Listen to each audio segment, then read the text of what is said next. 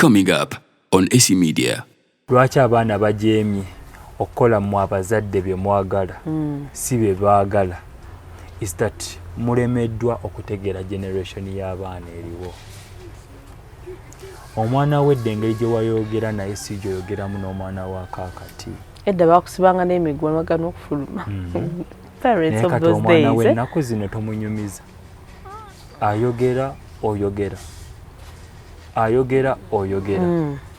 So oba tonnambalana nayo nga yakuzeemu dda naye ffe eddanga omukwata otya mu kamwa nga tokkirizibwa nga Museveni bw'agamba tokkirizibwa kunkangakanga kati nga n'omuzadde tokkirizibwa kumuddamu obaleka oba bakusazeeko emisango mifu oba mituufu ng'ogenda sooka osirike gyonna biggweyo. We inspire.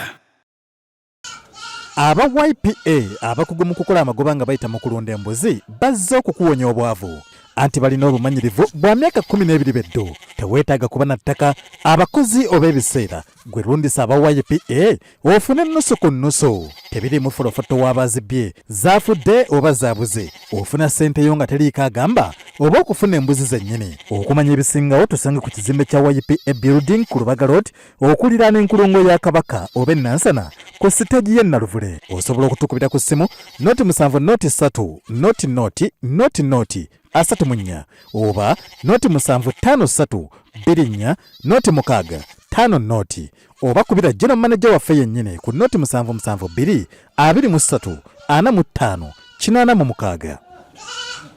Ensobi lwaki abaana abasinga tebakyawulirira bakadde baabwe abazadde bakozesa old methods of parenting.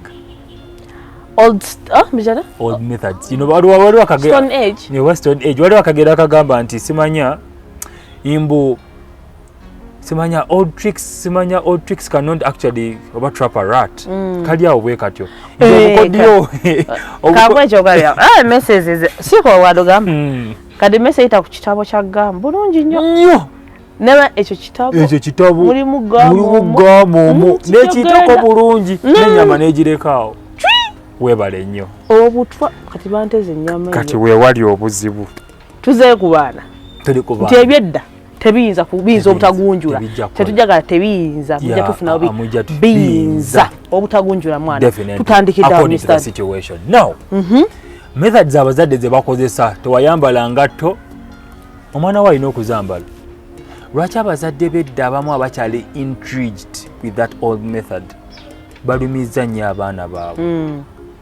Inti yagamba saasoma siriiwo statement wali ogiwuliddeko binyiiza ebyo ate omuntu abaami basigira ddala basinga okwogera ekigabo kubanga actually siraba nk'omukyala akyogera okujjako nga yali heartless era nalaba yakyogera nga mukyala yakyogera akigamba muganda we yali aganya okulabirira abaana b'omukyala yakyogerera mukyala munne nti nga ffenaffe tetwasoma naye abaye basoma bali ku graduate naye akyogerera ku baana olwokuba muganda we yafunye obutakkanya n'omukyala n'akyogera naye nga abaana bonna balina degrees kyokka agamba oyimu nawe tuwulira. Kati eyo statement esika story giwulira ng'omuntu agifubutukamu nti saasoma siriiwo. Lumundi kuba omuntu oluyi. Ffe twakola tetuliiwo. Tetwagendanga ku ssomero n'engatto kati kitegeeza gwe toozingulire. Bw'oba wayita mu biseera bwedda kyekino kye nagambye abazadde we need to be flexible. Bw'obeera flexible with the situation kigenda kuyambako crazy ng'omwana. Ono omwana twamuzaala mu myaka gya 1900. Kino ekyasa kyabirimu gwomu mukanda wange. Ekyo abazadde kikyabalemye okutegeera. Ate we ngamba nti munnaye methods ezedda tezikola. Osobola okukwata methods ezedda n'ozongeramu ebirungo. Webale nnyo. Waliwo ekigambo kye bakozesa nti you add on value. Value addition. Yes. Inti yes kati bali bakube emmwanyi nga bazijjamu kaawa yekka. Naye kati bazijjamu ebintu bingi. Bazijjamu simanya biki bazijjamu ebintu bingi. Batandise okuaddingako value nti kati bali ku mmwanyi kati n'amatoke bagajjamu obuwunga. Bava mu ngeri eri kati bali kwene endala. Naawe omuzadde osobola okukwata ezo methods. N'omanya nti buli luwummula ennimiro tuzyazirina mu town. tuli wano ekisaasi naye onoonya ennimiro ndowooza n'ekubula naye wamwe gye wali abaana genda obalageko nti they dig like this okitegeera it's an old stuff but then they are learning okusinga okugamba nti omwana wange talima omwana wange talima no ezo methods ezo enkadde ezo n'obusungu bw'olina ebyo bisooka obikumunga nalima nze ffe nga twalimanga nga twakola ono togenda mukulukusa kayiri gomba akolenga bwe wakola kuba tali ggwe nga bire betusanga abantu ku mulimu ffe twakolanga mumusanze ebintu byatereera sinze nagamba okeere mulimu nga gukyalimu manyo waaka ffe tuzze ebintu biri office tutuula butuuzi we work and our computers we do our stuff omusala gwaffe ne gujja you understand we chill naye Katonda gamba ffe tuluddewo nnyo wano tukoze nnyo ffe tukoze emirimu ffe tebitukwatako ffe abaakajja the issue is about we are doing our work perfectly and we are getting paid. Actually, we're doing it more than you did because mama akwesanga manyi. Yes. Ate feka tukola bulungi nnyo basinga. Definitely. Kanekyo nakyo nabazadde nabo kye balina okukola nti wemba wabonaabona luli omwana si wakubonaabona kati ate omwana wo muwe ekisinga naye ng'okola adjustment era tomuwa byonna omulage nti munnanga obulamu buli very sloppy. Don't do that. myaka 5 omwana alina iPhone. Okitegeera. iPhone 13. iPhone 13 poloti namba. Antu tujja kubyogera n'abantu bagambe nti tuli bakyalo but I don't know. But not that omwana olina omulaga nti ddirwa alina okubeera n'ekintu ddirwa atalina kubeera nakyo. Yes. Nkuzaayo mu zino methods era mbadde ngenda kigamba kuba edda baatulaganga era edda ffe bwe twakuliranga omuntu ayogera ddi omuntu asirikako ddi nga tumanyi nti we tuba tuli ku lujjuliro teri kwogera. Focus, look into your plate. Nze omukazi oli ow'ennyonyi naŋŋonzi bw'atyo bwe yatukuza ffe nga tukimanyi bwe tuba tugenda okulya bwe nti ndi maamawo era bwe tuba tugenda okulya bwe omukyalo oli Esther nga kyagenda okukola liiso lye erikweyimiririra nga tumanyi tetwogera.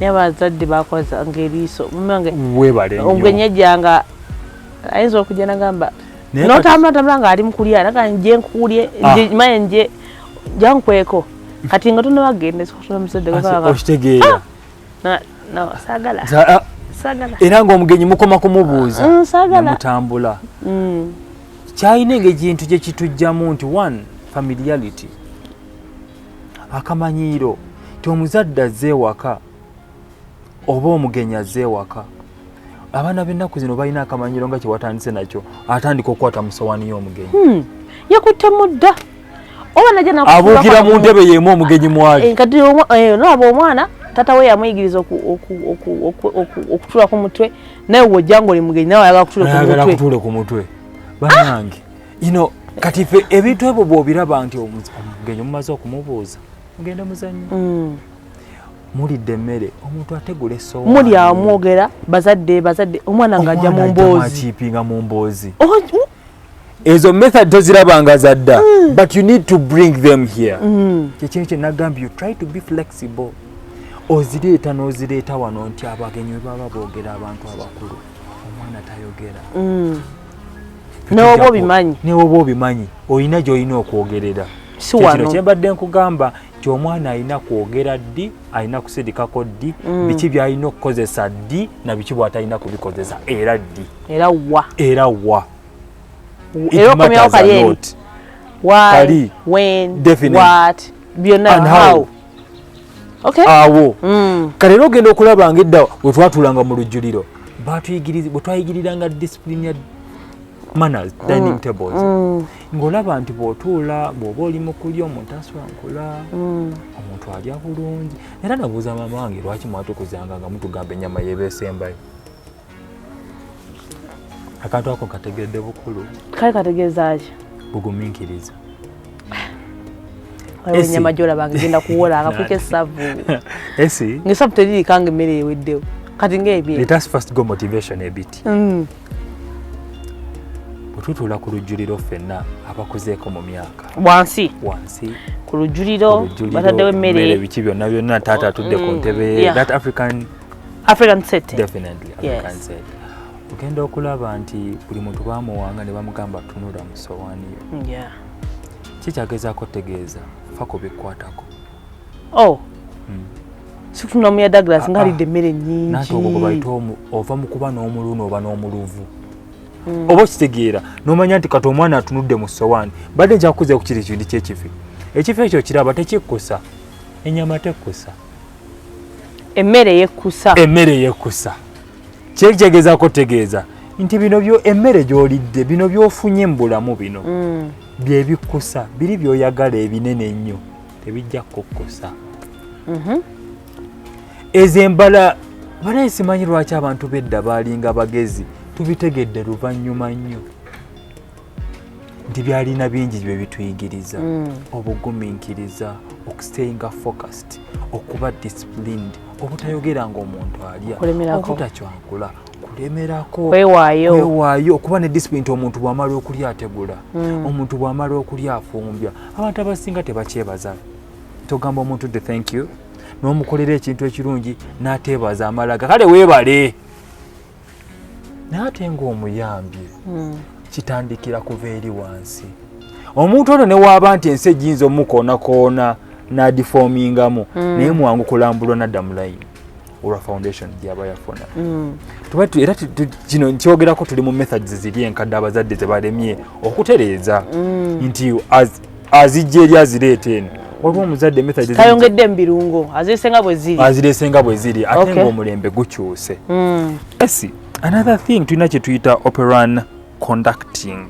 Ate yeetya. Sorry, operating conditioning. Mbadde sitidde. Okay, operating conditioning kiri bwe kiti nti omwana ono omuconditioninze otya. Conditioning ekyo bategeeza kino nti wanaabye sinanaaba. Wakitonnanaaba. Was someone has to shower? Mbadde nina ebinkutte. Oba n'omusika omukono n'omukuuta wano mu kifuba n'okwata wano nga alabeko n'omugamba olaba kino you're having that. You have to shower.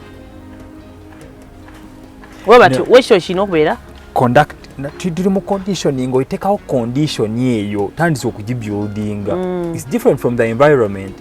Environment oba olina ekintu kyoli mu kuirazinga naye wano oli mu kumulaga nti okola kino otekawo condition okola kino bakola kino bakola kino bakola kino. Nti omwana ono alina okukiba. Waliwo abaana abamu nga bali intuned by saa 12 aba amaze onnaaba oba atya oba ganyogogo b'enkuba etonnya oba siki. Omuzadde ono alina bwe yakolera conditioning ye kati n'atuuka ekiseera n'arelaxinga nga takyagikola ng'omwana eri automatic. Waliwo abaana nga si wakujjukiza kunaaba. Wali abamu nga tanaaba. Ne wabaayo omu nga tanaaba nga wakuzuukusa nga ye wakuzuukusa buli kaseera olina okuzuukuka okunaaba wanaabye togende ku ssomero genda ku ssomero ng'ebintu bye byakumujjukiza buli kaseera. Condition eno omuzadde agiteekawo ddi era withdrawinga ddi. The word is operan conditioning. It's a term in psychology nti abaana bano oteekawo condition okumulaga nti it benefits you. Let me take you back to education. Nti takikolera gwe akikolera ye. Ateekewo embeera eno nti omanyi mami ansasulira fees but is helping me. Maze okunaaba I feel so good. Oba kitegeera nti kirimu ye otaddewo otaddewo embeera ye bw'oba olina obudde oba twakyogedde wali mu ntandikwa nti obudde you need to revisit the conditioning that you set up. You as a parent ayoze ebintu bitukudde you are revisiting webale nnyo akimanyi nti kusaawa musanvu after lunch Doreen is the one to wash the utensils. Naye you have to revisit. Gyokoma okurevisitinga you are trying to build up perfection mu mwana nti obooza ebintu bitukula tebibeerako sabbuuni tebibeerako masavu tulidde ku sowaani ate webakabulako amasavu kikola bwe kiti we can use warm water no more alternatives you are revisiting byonna byetaaga obudde. Bajja omuzadde nagambye funa akatebe tuula kalira obe nga ate owulira tuli mukwogera ku oyo ayina abaana oyo agenda okubeera maama oba taata kubanga tukimanyi si kyabonna but abo bokka naawe oyinza okuba tomuzadde mwanyoko naawukuleeterayo nga tumukuza anyway bazadde fenna tulina okuyashena definitely so kuba kitubenefitinga fenna so about revisiting in revisiting omwana ono olabe nti kyewamuteekamu mu ntandikwa akipafectinze kikyazudde kimumenyerawa waliwo omwana ng'olaba ebyo tayagala kwoza bintu katugambe ndi ku mwana ono ali awo ewaka tanaba kukula nnyo because ne onaffe mu bukulu we revisit olaba esitokuze nikokola ensobi maama wagamba ese bwento bwe nakukuza bwento bwe tukimanye ewaka omukyalo oyo nampi jagorating tumiddeko nawo okitegeera kwagala nnyo maama era gamba si bwe tuto bwe tukola ffe naawe okimanyi kyagezezaako tegeeza kiriwa ayina kwenculcatingamu but is now revisiting into verbal yetagenda kola condition because oli muntu mukulu esi naye katono ye mwana ate ayina okuteekako condition embeera mugambe kano tewano tewatukudde pita genda kuddamu okuteho tamukubaamuko oba yalayo mbeera tugenda kujjamu ekyo ekya generation kuba kati banga what I'm trying to say is abasinga bakuba so mbadde nkiresewo okuba nanti okuba kulimu emitendera waliwo okugunjula waliwo n'okukubira ddala okuba ddi kiboka abiri okuba ddi era oyogera ddi tugenda kubirabeera maaso so about revisiting n'omugamba omanyi Patrick watukudde kati bakuutawo bwe bati you are affirming the thing that you inculcated in the beginning omwana oyo yakimanye nti ate okikola in a very jolly way kwa nagambe bano abaana bankumanipulatinga okikola in a very jolly way n'ogamba okay dear you know thank you so much you have been really doing it good twagamba love language era bazimanyi ebigambo bino birina engeri gye bizza omuntu n'akola ekintu with a lot of morale. I've told you emabegako nkuzayo nti esi nyinza okukola ensobi nga nze n'ompita Douglas nawa esi ne wano okoze bubi nopaka ebigambo byogera trust me pozi nga si nenja kukyusa completely neyogerako because njogera lwe nkikola nnyo but when you come nangamba kino kubawo ekiti jeresto amazima ga Katonda mugusaga akulimba nsi okay that's how I will respond. I want it. Gawe nagambi you're going to rebel ogenda causing all taro rebelling obi I want it. Kanicho nacho bwe kiri era mbere nga nombugulira wacho mbugulira niba babadde yogera bituufu n'abantu bentambula nabo siri nnyo omuntu gamba nti oba ndi munene nnyo mutaja gwani atabogolera nenzi ndaba tolina kumbugulira osobola otuusa nga tobogodde. You can talk in a very humble way and we listen. Naye okumbugulira oba olimbyemu and I think twalina muntu yandikyagala gwe tulako mu ntebe yogambe naye singa omuntu akangamataka gwe lwaki tokola kino lwaki gwe how do you feel? You feel too bad and actually you feel being insulted. Ate abamu bakikolanga n'abantu webali abamu badde naga njamulagako era ye ngalo naye n'amaka webityo ebiri osobola okulaga amaanyi go as a man as a woman nga oyogedde in a very polite and very amicable way backing at someone tekiriyo kubanga gwe nga gutwa wansi webuuze senga omuntu ono akikoze nze how will you feel? It really hurts. Kati abazadde ensobi yo wejjira obufuzi bubayingira and they want to dictate. Parents are bafuzi. They want to be dictators.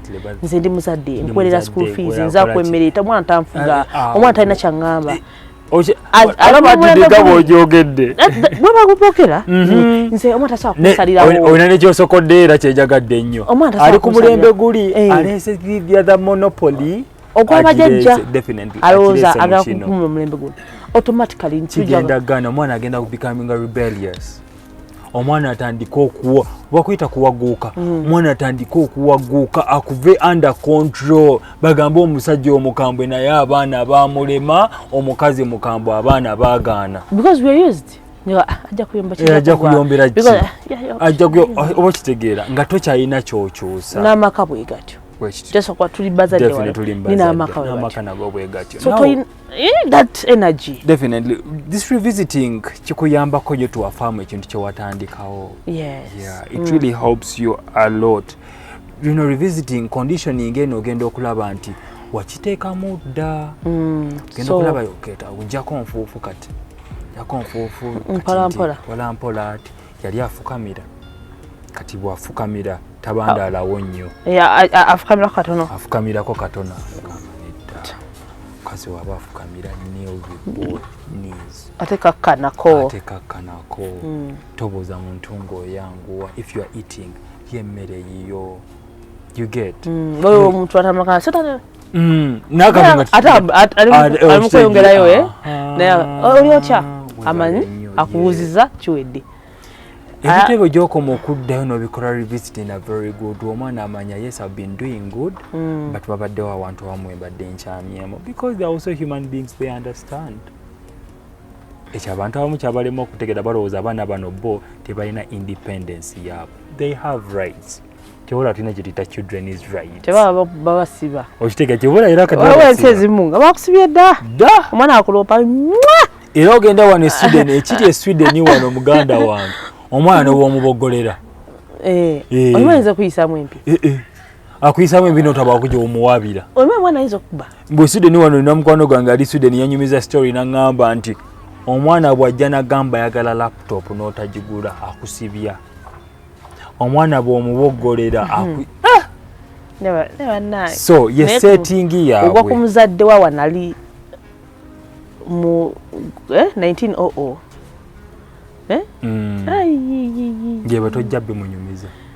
Akutta. Era nga tayagala kubimanya. N'okukolima n'akolima.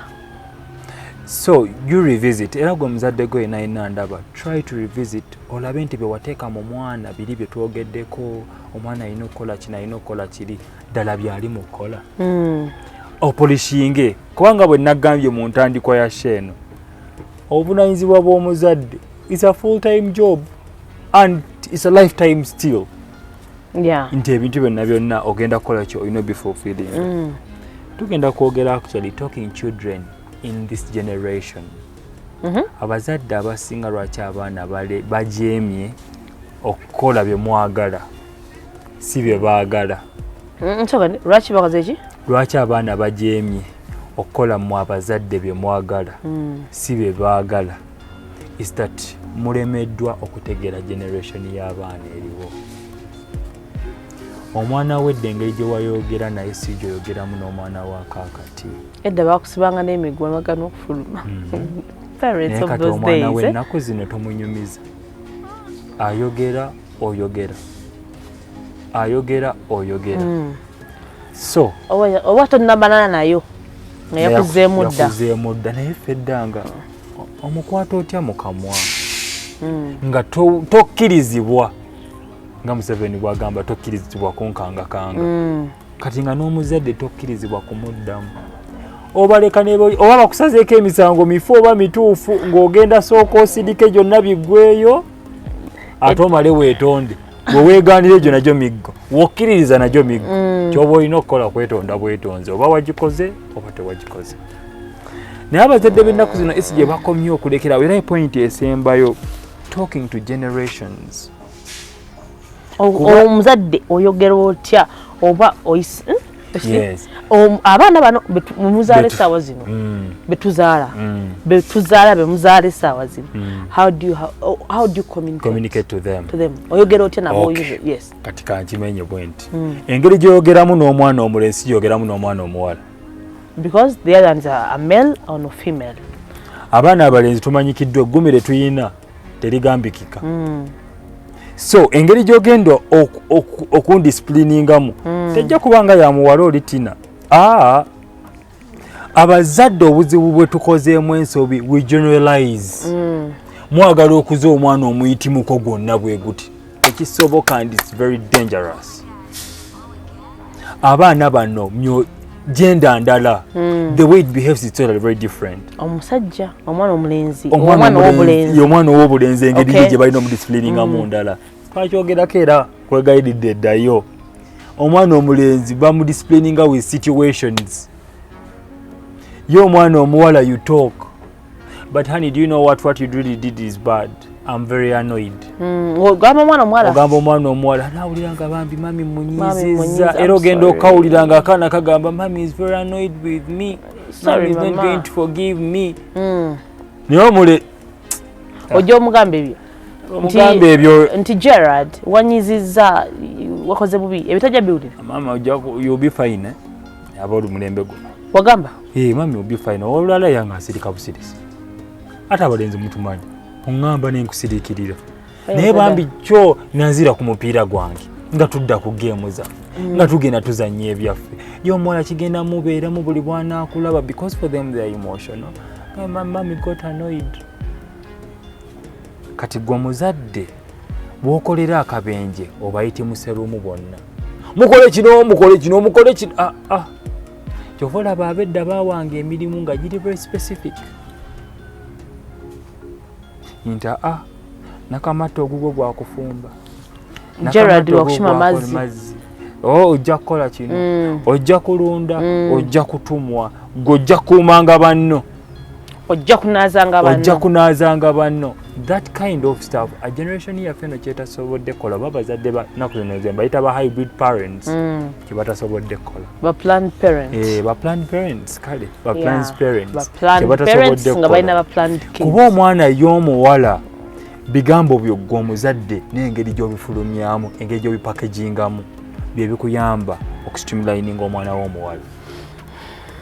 Y'omwana omulenzi situations z'oteekawo. Patrick tonaabye togenda kulya. Segawa tiwayeze lujja luno nkulayirira mungu ennyumba togenda kugiyingira ogenda sula wabweru. Y'omulenzi ye bw'ato bwe action wawulira newe gaba maka. Bw'ira we ne gaba maka. Omusajja ne bw'ona omugamba ebigambo. For us we are into solution oriented. Ate mu abakazi kye mutayina. You are into listening. Era bawo bw'omukubira essimu. Abasajja ffe tulina budde bwa kutuula okuwuliriza. Ani wano okekema ffe we don't want that. Twagala kimu. Wano wannuma njagala genda mu ddwaliro. Era nze bw'ona oŋŋamba nti wakuluma wagenze mu ddwaliro. Oyinza okuba gwe eddwaliro si lweyagala okgendamu. Oyagala just nkuwulirize. Naye ate nze siri gwe. Obukitegeera. So that's where the challenge comes in. Kati ekyo n'omuzadde n'ekyo oba omanya nti omwana omuwala n'omwana omulenzi they are totally different genders. Omwana omuwala ojja kwogera naye bwogezi awulire in a very humble way. Si kuboggola tukiddamu wadde gwe maama we wadde gwe taata we toboggolera mwana. Then omwana omulenzi nga Mrs. Douglas wayogedde oteekawo embeera situations. Kale tuyinza okugamba okukozesamu ku maanyi go but in a very humble very good way. The approachment matters a lot. N'omugamba Patrick toyozeza bintu you're not going to eat. Okay. Nalabanga face eri very serious toboggodde ne face eri very serious. Ate akamera akagala ate kola omufumba akalungi. Kola mufumba spaghetti ne mufumba chicken ne mufumba kine self service. Mufumba ku ebyo byennyini byasingira ddala okwagala kwolwo lwatakoze. Okikola kumukuza nti omuntu alina okukola omusajja alina okukola. Saawa bwe ziti olina okuba ng'onaabe saawa bwe ziti. Tuli ku mulembe nga waliwo omwami ali mu America eyo yalina akantu ke yakoze ka video ku TikTok. Tituli mulembe nga omuzadde wa myaka 5 ng'azuuka ngenda abaana bakabya myaka 25 n'azuuka naleka ow'emyaka 25 nga yeebase. Ye n'agenda akole. Gwe mulembe gwe tulimu. Gwe mulembe nandi gwe mulimu omanyi abo bagenda kubakuba. Abaana balaba. Esi omanyi mbeere wange eyo netunulira ebintu ebimu bwenti ng'olaba ono omwana wakubwa. Omwana wakuba muzadde. Ng'olaba omuzadde wakubwa. Muzadde agenda kubwa ayinza obutakubwa migo giri physical. Mommy loves me, daddy loves me. But my what wagenda okugamba nti olwokuba andisenga nebasa ku myaka 25. Kankiddemu kanjogere statement yono and I'm entitled to my opinion. Yes. Omuzadde tateekeddwa kwagala mwana. Okay. Ateekeddwa kumugunjula. Okwagala kw'omuzadde kuyina kujja mudda. Awonna kuva ku 1 week. Webale nnyo.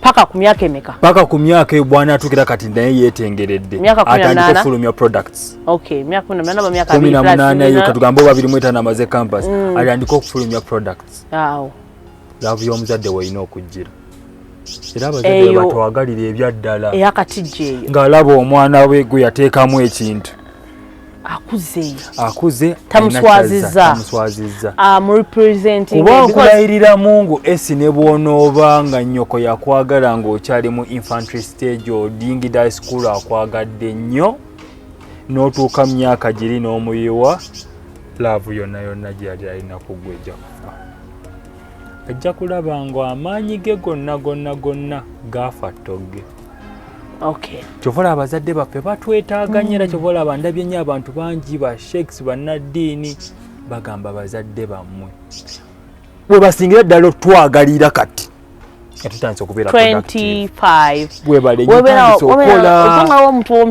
naye maama wono bawulira atya ddala omuntu ono ye ayina mumanyi buli wetukola ensobi actually n'abaana bano ababeera ku social media I'm sorry to say so balina ebintu byebakola noka naye obuno ani amuzaala because bino betulaba n'abalala sinze n'abalala ojja kuba obuno kyemmanyi n'abazadde baba tebagala bamanyi nti no be bazaala abaana abo because wali ebintu byemukola nga ffenna omuntu yenna kyasooka okulowoozaako ani yamuzaala maama wange waliwo amusindita maama wange tali ku TikTok naye maama wange kyakola bamulaga videos zange zenkola mukadde naŋŋamba gwafubutuka mu bino namugamba bwenti ago maanyigo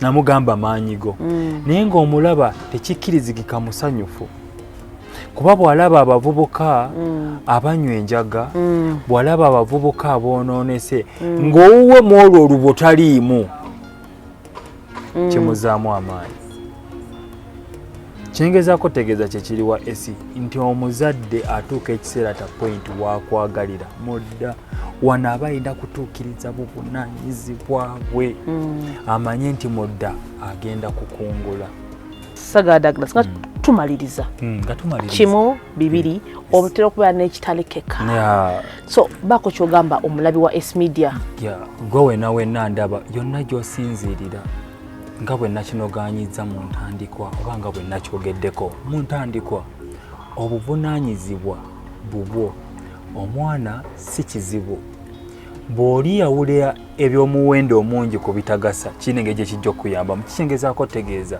bw'ona approachinga omwana woono nga ddala eky'omuwendo mu bulamu bwo nga si kizibu kigenda kukuyambako okuba n'enkwata ennungi okuba omuzadde teweetaagisa bingi weetaagisa kuba na mutima gwagala omutima ogwagala eringa bizinensi waliwo kye bagamba nti work input equals work output kyotaddemu era kyekifuluma omwana wo kyomutaddemu kyekijja okufuluma era kyetujja okulaba mbakubiriza neekubiriza tukole obuvunaanyizibwa bwaffe abaana beetaaga obudde bwaffe ensi ebatwala ebisiyaga mubiwulira obwononefu mubuwulira obw'amalaayi obususse olw'okuba abasajja batono bannange tekitegeeza nti abakazi kabafuuka ab'ejjenjero okutuuka ku eyo point abamaama bambi bazadde baffe bali eyo bakaaba bagamba guno omulembe tetukyagusobola naye nga muzadde gwe kankulekere kino ekibuuzo ddala otutta obuvunaanyizibwa bwo gwe ng'omuzadde okulabirira omwana wo okumulabira sigamba kumuweerayo fiizi okumuteekateeka ekibuuzo nkikulekedde weddemu ansa mbabuulirira nange neebuulirira. Thank you so much Mr. Douglas ndoza mumuwulidde ono nabeera kansala actually mu nsonga ezo ezikwatagana na parenting baana biki wena omwana wakulemye wena omwana wa tekimugenda bulungi just give him a call enamba pozi namba yange okay, my phone number is 07075-200-58. You can go on my TikTok, email query, and number kweziri bulungi. Genda you call Kastongamba Douglas, Kastongamba help. I just actually given nkwa bulungi obudde bwange. Yeah. So guys, aliawo wali abantu abagamba mwana nemye please. Ye muntu omutufu okutuukirira. But tubeera no Satellite Hotel Kisaasi Kyanja road nga kaba mu roundabout gwe etaga rooms ezokwebakamu ovuddeyo okoye wenonye wontu okumuliramu wali safe wali parking yard nungi waliwo olabira omupiira abasajja mbamanyi mwagala nnyo omupiira kugamba yagala wantu wakumuliramu waliwo lwobeera ng'okoye you feel like you don't want to go home you just want to sleep out gwe ali Ekisaasi Kyanja byonna n'ebifo ebyetooloddeawo jangu wano ku Satellite Hotel. Baina no Satellite Health Club. Gwagala ogenda mu gym, ayagala ogenda mu massage, ayagala omunyiganyiga ebigere, ayagala ekugamba ate kasente akatono ddala jangu ku Satellite Hotel. Joy Star Fashion Store. Ono nno asangwa ku Ham Shopping Mall. Ham Shopping Mall na Kivubo awo main gate ngogenda ku kisaawe ekya Ham bannange gwayagala okunyuma ayagala okwambala obulungi ayagala okulabika obulungi oli mwana wa bwala oli mwana wa bulenzi oli muvubuka you want to look good you want to look smart you want to look you want to dress like a star genda ewa Joy Star Fashion Store kudamu kugamba asangwa ku Ham Shopping Mall edduka U72 U73 U75 genda awo buli kimu akina Joy Star Fashion Store still Siov Advertising Agency gwagala okulangira ayagala okukolera obulango ayagala kugamba buli kimu bakikolera genda ku Siov Advertising Agency enamba 0701542372 byonna babimala advertising online. Okay, we love you all. We meet next time. But the AC wanaku talk with AC S Media Uganda mindset change. Once again, I love you all. Brian ku camera omusajja asinga okulabika obulungi omusajja byonna bimulaba wano ku camera omanyira wonti no wabadde wali tubera feka ku set tubera n'omwami asinga obitegera bino Brian Brown Skin Events gwayagala DJ mbwayagala bizindalo yagala bizindalo jejo byonna sound kukubira muziki ku graduation kukubira muziki ku mwabagenda okuba will you marry me will you onanzika byonna wayagala DJ Brown Skin Events bonna omwagalira Brown Skin Events enamba eri awo mukubireko buli kimu kibe nga kigwa bulungi. We love you all. We meet next time.